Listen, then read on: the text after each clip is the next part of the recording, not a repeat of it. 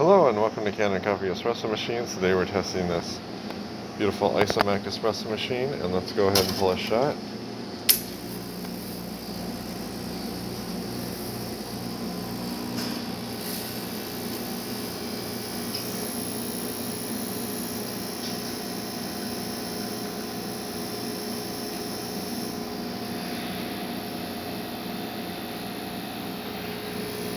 You can see it's right at 9 bar. We're getting nice crema.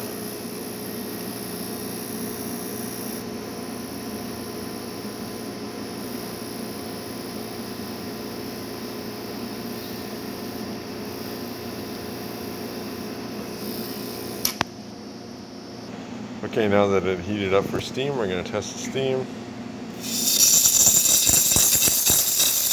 Really good, nice strong steam.